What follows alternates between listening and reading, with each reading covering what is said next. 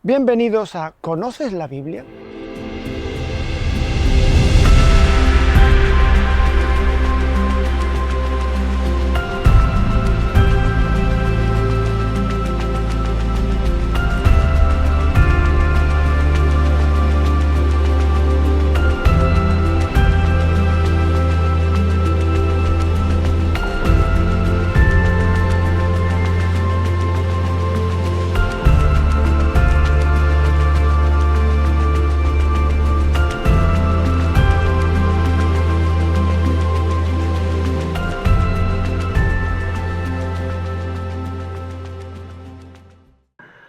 Hola, bienvenidos de nuevo a esta serie de programas ¿Conoces la Biblia? Ya tuvimos una amplia introducción para presentar el texto bíblico en sociedad. Como todos los espectadores pueden imaginar, los programas no dan de sí para que comentemos la Biblia entera. Es una empresa imposible. ¿Cuántos programas no nos harían falta? Vamos a tratar de hacer un aperitivo. Es decir, vamos a seleccionar un pequeño grupo de textos bíblicos que comentaremos. No queremos comentarlo desde la perspectiva de la lección divina, que es una lectura orante de la Sagrada Escritura. Para eso ya este canal tiene un programa. Vamos a hacerlo desde una perspectiva exegética o hermenéutica. ¿Qué significan estas dos extrañas palabras? Interpretativa. Vamos a interpretar el texto bíblico. No como nos parece, no lo que nos sugiere, ya advertíamos sobre eso en el programa anterior, sino buscando los sentidos esenciales del texto, y para ello nos ayudaremos de las herramientas auxiliares que todo biblista maneja para descubrir el significado profundo de la palabra de Dios. La mecánica que seguiremos es elegir rotativamente textos del Antiguo y del Nuevo Testamento. En este programa seleccionaremos un texto del Antiguo Testamento, en el siguiente uno del Nuevo, volveremos al Antiguo y así sucesivamente. En este pequeño bloque de programas comenzaremos leyendo Génesis y terminaremos con Apocalipsis para abrir y cerrar el periplo de la Sagrada Escritura. Bien, difícil me resulta para mí elegir un texto para comenzar estos comentarios, pero me ha parecido oportuno acercarme a los relatos de la creación en Génesis. ¿Por qué? Porque para cualquier creyente son muy significativos y además es la piedra de tropiezo y el punto de debate con todo el mundo de la increencia, al menos desde hace 2 siglos. ¿Cómo podemos acercarnos a estos 2 extensos capítulos y poder comprenderlos de una manera somera pero suficiente para que nuestra fe se fortalezca y no entremos en debates estériles con otros campos del conocimiento que proceden fundamentalmente del mundo en el que la fe no tiene ningún protagonismo? Como digo, es una empresa difícil porque nuestros programas solo duran media hora. Vamos a empezar introduciendo los datos externos del texto, su contexto, su génesis, sus claves de lectura, y después, en el segundo bloque del programa, haremos una interpretación somera de ambos textos, porque como ustedes comprenderán, no es posible desentrañar 2 capítulos completos en tan breve espacio de tiempo. Bueno, todo el mundo sabe que el libro del Génesis es el primer libro de la Biblia, con lo cual nuestra mente tiende a pensar que seguramente es el libro más antiguo y el que primero se escribió. Esto lamento decirles que no es así. En realidad, comparado con otros textos, por ejemplo, proféticos, es un texto relativamente reciente. Su redacción final estaría en torno a finales del siglo V, principios del IV. Una época a la que los especialistas llamamos periodo persa, final del periodo persa. ¿Por qué le llamamos así? Bueno, porque el imperio persa dominaba por aquel entonces la Tierra Santa, Palestina, Israel. Bien, y bueno, ¿y por qué son tan recientes? Bueno, porque el pueblo de Dios tiene que confrontarse con otros pueblos para preguntarse no solo por su origen, sino por el origen de todo, o sea, de todos los otros pueblos, y por el origen de la humanidad, y por el origen de todo lo que existe. Esas preguntas le vendrán a la mente a los autores sagrados cuando ellos descubran cómo las responden los pueblos vecinos del entorno. Nosotros disponemos de 2 capítulos y cada uno de ellos nos cuenta un relato distinto. Es decir, nos cuentan la creación del mundo y del hombre de 2 formas muy diferentes. Y dirán ustedes, bueno, pero ¿y eso por qué? ¿No bastaría con contarlo de una sola forma? ¿No sería suficiente un solo relato? Les respondo con otra pregunta, aunque no se debería responder así. ¿Por qué tenemos 4 evangelios si con uno solo hubiera sido bastante para explicar el ministerio de Jesús, su pasión y su resurrección? ¿Por qué tenemos 4? Uno hubiera bastado. De hecho, en la Iglesia antigua se intentó en los primeros siglos fundir los 4 evangelios en uno, pero rápidamente se desechó el proyecto porque se veía que se perdía una enorme riqueza. A los autores bíblicos les pasó lo mismo. El pueblo de Dios había encontrado, por inspiración divina, 2 maneras de contar los orígenes de todo. Y ambos textos, aunque distintos, deben leerse de forma complementaria. Cuando fueron ensamblados en el libro de Génesis, se le dio la utilidad de leerlos al unísono para que se comprendiera mejor el misterio de la creación. Como digo, son textos que proceden de la época que acabo de señalar. La mayoría de los especialistas tienden a pensar que el más antiguo es el capítulo 2, el segundo relato, mientras que el primero es más reciente. Yo me alineo con los especialistas que piensan al contrario. Creo que el segundo capítulo del Génesis, el segundo relato de la creación, es más reciente en redacción que el primero. Ambos tienen un origen geográfico distinto. Probablemente el capítulo primero del Génesis ha visto la luz en un ambiente mesopotámico, en tanto que el capítulo segundo ha surgido más bien en un entorno palestino. ¿Por qué sabemos estas cosas? Bueno, porque cuando uno ve el texto, es verdad que el hombre actual es un hombre muy audiovisual y necesita hacerse imágenes mentales. Cuando yo empecé a leer los textos, descubro paisajes. Y el origen del mundo, en Génesis 1, descubre un paisaje acuoso, inundado, tormentoso, que se parece a las grandes inundaciones que los grandes ríos de Mesopotamia provocaban periódicamente. Y cuando yo leo el capítulo 2, veo un paisaje muy árido, seco, que recuerda a una buena parte de la geografía palestina, exceptuando la Galilea, que es muy fértil, lo demás es bastante árido.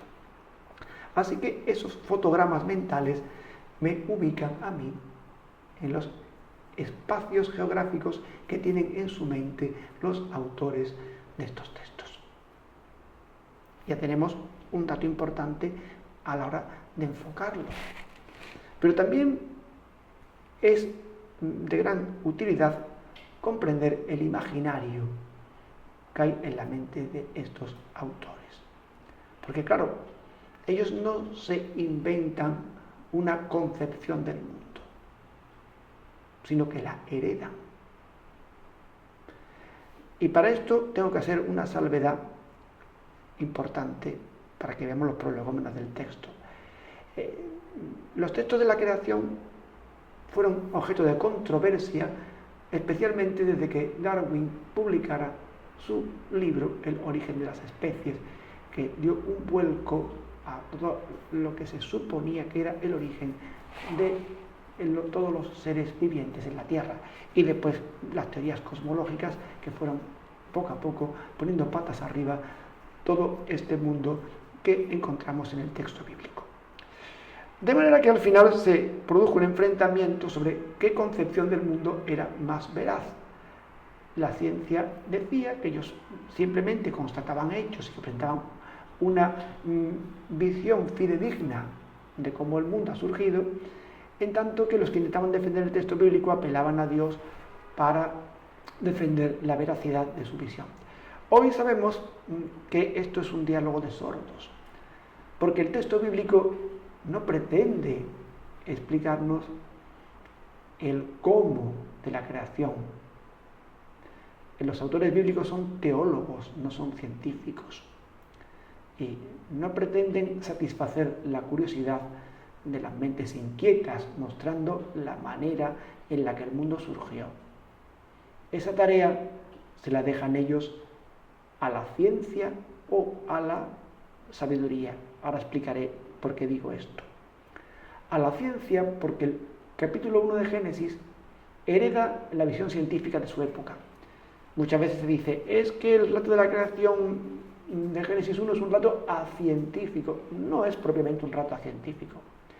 Los que lo escribieron decidieron tomar prestada la concepción científica del mundo que existía en su época. Y digo científica entre comillas.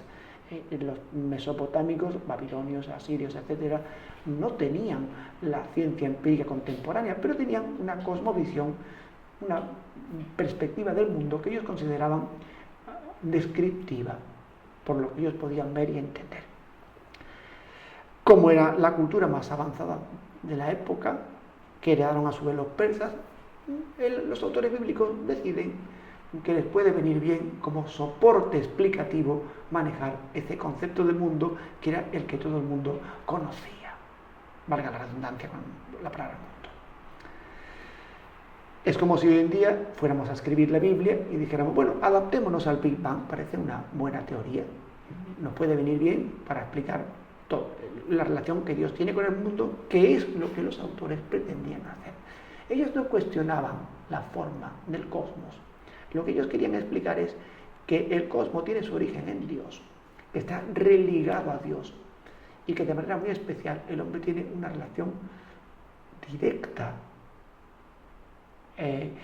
intrínseca, inalienable con Dios. Eso es lo que ellos pretendían explicar. Y para eso no les importó recurrir al andamiaje científico de su época. El capítulo 2 tiene unos datos parecidos. Se va a mover más bien en un registro sapiencial. Ellos la observación del mundo la ven de manera meramente geográfica, no recurren a ninguna concepción, entre comillas, científica de su periodo histórico, pero sí están muy apoyados en conceptos sapienciales, o sea, de la sabiduría experiencial de la época. Y esa experiencia humana ellos lo trasladan, al ámbito divino para mostrar determinadas nociones y conceptos que cualquiera que quiera ilustrar su conocimiento en la perspectiva de Dios lo pueda tener al alcance de su mano. Por tanto, tenemos dos relatos que nos muestran un marco, pero ese marco está impregnado de una catequesis, de una teología, que es lo que realmente mueve a estos autores y que es lo que realmente nosotros buscamos en el texto bíblico, porque las concepciones del mundo son perecederas, son teorías científicas que se mutan, que pasan. Recuerden, la mecánica de Newton fue sustituida por la de Einstein, el Big Bang, si aparece una teoría que explique mejor el origen del cosmos, será sustituida por ella. Las cosmologías mutan, pero las verdades teológicas son imperecederas, y esas que impregnan el texto servían entonces, sirvieron en el correr de los siglos y servirán definitivamente en todos los tiempos, porque la palabra de Dios permanece para siempre.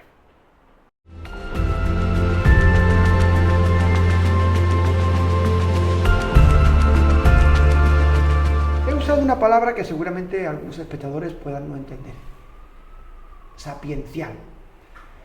Llamamos sapiencial a un género literario usado por la Biblia, en el cual un sabio muestra una serie de conocimientos que Dios le ha revelado para que el hombre pueda caminar por las sendas marcadas en la ley divina. Normalmente este género es previo a la Biblia, existía en el Próximo Oriente Antiguo y consistía en aquellas personas ya ancianas que acumulaban experiencia de años que les servían para manejarse en la vida. Cosas tan antiguas como el proverbio, el refrán, son antiquísimos. Y toda esta sabiduría acumulada por la experiencia vital se usaba después para transmitirla de generaciones en generaciones.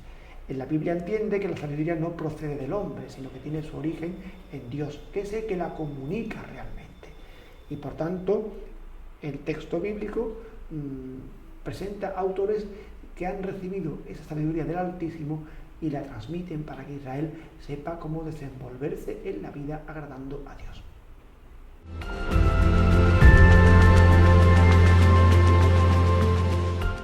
Este segundo bloque vamos a dedicarlo ya a lo que los biblistas llamamos la exégesis, la interpretación del texto. Obviamente no podremos hacerlo como se suele llevar a cabo esta tarea, que es mirando frase por frase, interpretando el valor de las palabras. Eso requeriría mucho tiempo, pero vamos a hacerlo de una manera somera para que puedan ustedes comprender básicamente el sentido de los textos. Yo les dije hace un momento que estaban concebidos como relatos complementarios. El uno se apoya en el otro. Cuando se termina de leer Génesis 1, la última frase es: y vio Dios todo lo que había hecho y era muy bueno. Es decir, el mundo salido de la mano de Dios es un mundo óptimo. El ser humano vive de manera óptima. Por tanto, ¿cómo, si el mundo salido de la mano de Dios es tan bueno, se ha llegado a nuestro mundo que ya no es tan óptimo y que tiene muchas cosas en las que el mal hace presa? Pues para poder responder a esa pregunta y a la zozobra que le crea al pueblo de Israel, que un Dios bueno, que crea un mundo bueno, se encuentre después con un hombre inclinado al mal, va a aparecer el capítulo 2, que va a responder desde conceptos tomados de la experiencia y la sabiduría a esas preguntas. Ambos relatos, por tanto, están imbricados. El primero nos cuenta cómo Dios soñó y creó el mundo. El segundo, cómo ha llegado a su ser actual. Por supuesto que no bastaría con comentar para eso el segundo capítulo, porque está íntimamente ligado al tercero y al cuarto, que son los que nos muestran el advenimiento del mal en el mundo, que son de la misma factura que el capítulo segundo, o sea, corresponden a la misma autoría, mientras que el capítulo primero probablemente tiene una autoría distinta en su origen. Bueno, si yo tomo Génesis 1, la primera perplejidad que se le crea al lector contemporáneo es que el mundo es creado en 7 días. Sobre esto se ha dicho de todo. Se han derramado ríos de tinta tratando de justificar cómo concebían los días, si se refieren a eras, a tiempo, a periodos, si realmente tenían otro cómputo del tiempo. No tenemos que quebrarnos la cabeza en esas cosas. Los autores que escriben el primer capítulo del Génesis pertenecen al estamento sacerdotal de Israel. Ellos se manejan fundamentalmente en la relación con Dios a través del culto. Entonces, la herramienta que van a emplear para explicar cómo crea Dios el mundo y la relación que Dios tiene con el mundo es el culto, porque es el medio en el que ellos se mueven y el que manejan. Cualquiera podría preguntarme, pues no, pero se puede explicar una cosa como la creación del mundo desde el culto. Pues miren ustedes, el Apocalipsis explica la consumación del mundo también desde el culto, exactamente igual que comienza en la Biblia. Y voy a poner esto en pie enseguida. El número 7 es una unidad cultural básica. Aparte de que en la Biblia 7 significa plenitud e indica que lo que Dios ha hecho es perfecto, pues también es la unidad cultural básica, repito. Los judíos viven culturalmente de Shabbat en Shabbat, de sábado en sábado. La semana es la unidad cultural, igual que los católicos vamos de domingo a domingo. Vamos a misa, o por lo menos deberían ir la gente a misa de domingo a domingo. Así que tengo la unidad de culto básica, que me marca el principio y el fin de la creación. Todo procede de Dios, todo termina en Él. El 7 es un número impar, lo cual permite dejar un espacio en el centro. Ese espacio también está cargado de sentido cultural. ¿Por qué? Porque en ese día central se van a crear los astros, el sol, la luna y las estrellas, que el autor concibe como el calendario para poder fijar las fiestas y para poder saber cuándo uno tiene que rendir culto a Yahvé. De hecho, los nombres que el texto original hebreo utiliza para referirse a las luminarias son los mismos que se usan para denominar las lámparas que iluminan el templo o el tabernáculo en el que se da culto a Yahvé. Así que él está concibiendo el mundo desde su visión cultural. ¿Qué es lo primero que surge? Bueno, pues lo primero que surge va a ser la luz, porque estos autores se imaginan el mundo como una realidad amorfa, caótica. Podrían decirme, bueno, pero no se lo podían imaginar como una creación de la nada. Sí, pero eso será muy posteriormente en el mundo bíblico. Los autores que escriben este texto no son capaces de concebir la nada en su mente. Bueno, ni siquiera el hombre contemporáneo es capaz de concebir la nada, porque es un concepto del que nosotros no tenemos ninguna experiencia. Así que ellos piensan en un mundo imposible, inhabitable, inhóspito para cualquier forma de vida o para cualquier forma de orden. El caos para ellos es lo más inquietante, lo más destructivo, porque impide que cualquier cosa sea. Y ellos lo cifran en la oscuridad, o sea, en la tiniebla, y en el abismo acuoso. Un abismo para ellos temible, que lo absorbe todo y lo precipita todo dentro de él, sin que allí pueda haber nada más que eso, lo que diría un astrónomo, un agujero negro. Pues esa sería un poco la imagen que tienen ellos, un mundo en el que es imposible que pueda haber cualquier orden mínimo y cualquier realidad pueda llegar a ser. Para romper eso, hace falta que Dios cree un elemento que establezca relaciones. Los seres humanos nos movemos relacionando cosas. La propia teoría matemática del caos dice que el caos es lo opuesto a la relacionabilidad. Así que Dios crea la luz y aparece un binomio, la luz y las tinieblas. Ya hay manera de ser, ya yo puedo establecer relaciones, distancias, cálculos, ya empieza a emerger un espacio posible. Por tanto, la luz aparece como el elemento esencial. Mira, qué paradoja, pero el sol no surge a mitad de la semana, como hay luz sin sol. El autor crea esa incongruencia porque necesita mostrar ese binomio luz y tiniebla para que irrumpa la creación. Es decir, él está mostrando la presencia divina que se fraguará en la luz, un concepto bíblico tan importante que el Evangelio de San Juan lo va a releer y va a mostrar a Dios y al Verbo como la luz que viene al mundo, mostrando una nueva creación. Así que la luz marca el origen de todo. Y a partir de ahí Dios va seleccionando espacios. ¿Cómo? Adaptándose a la cosmología babilonia. Efectivamente, bueno, sí, si la tierra tiene una bóveda que separa las aguas superiores de las inferiores, es porque Dios ha cimentado esa bóveda. Si la tierra tiene un espacio de tierra seca, tierra firme y mares, es porque Dios ha establecido esa separación. Dios va dividiendo como la persona metódica que ordena y sistematiza los espacios. De hecho, cuando crea las plantas y los seres vivos, el autor procura decir con mucho cuidado que Dios los crea siempre según sus especies, de manera que no haya ninguna mezcla, ningún elemento que pueda atisbar ese caos imposible, sino que todo esté marcado por el orden, un concepto que obsesiona a estos autores para no volver a ese abismo tétrico original. Y así va él marcando pasos en la creación. Se crean los espacios y después se pueblan con los seres vivos.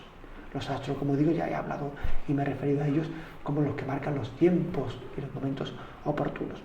Pero el punto estelar de este primer relato es la creación del hombre.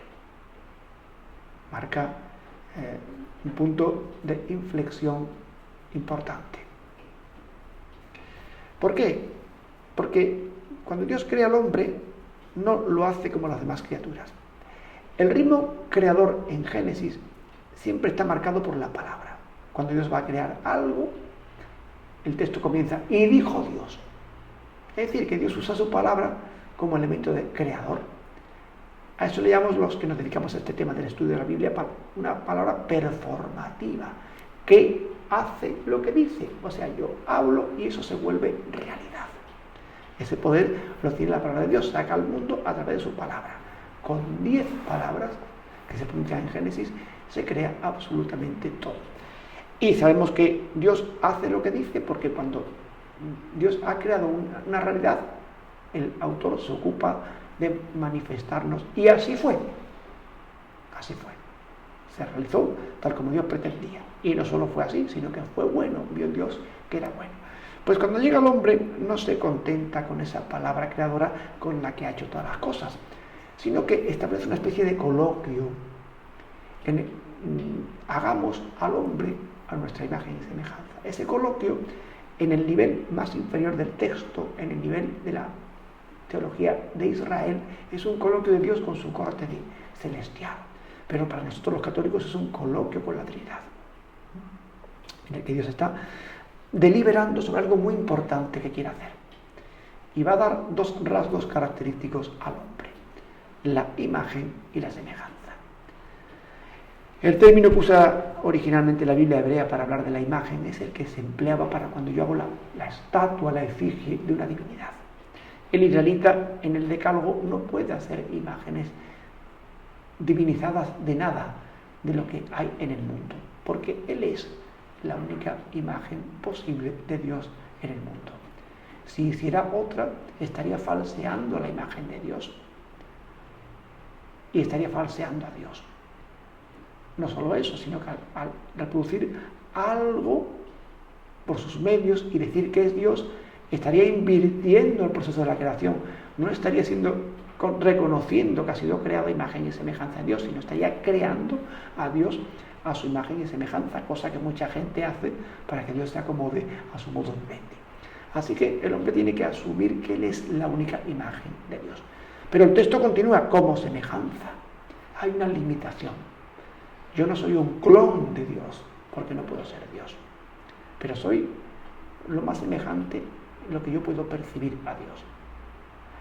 Eso no me convierte en un alter deus, en otro Dios. Ese será el error que cometerá el hombre en el capítulo 3 del Génesis: pensar que puede ser Dios para sí mismo y sustituir a Dios en su vida.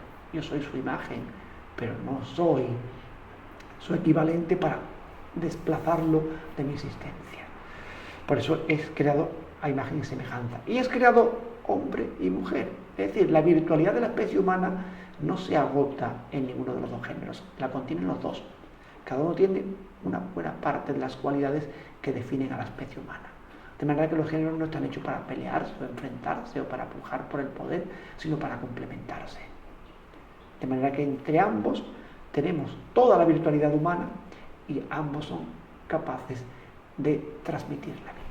Así es como Dios plantea el mundo y el primer hombre sobre la tierra.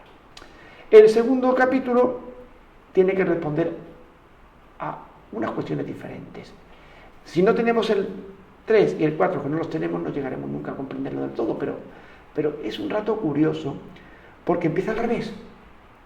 Lo primero que se crea es el hombre. En Génesis 1 es lo último.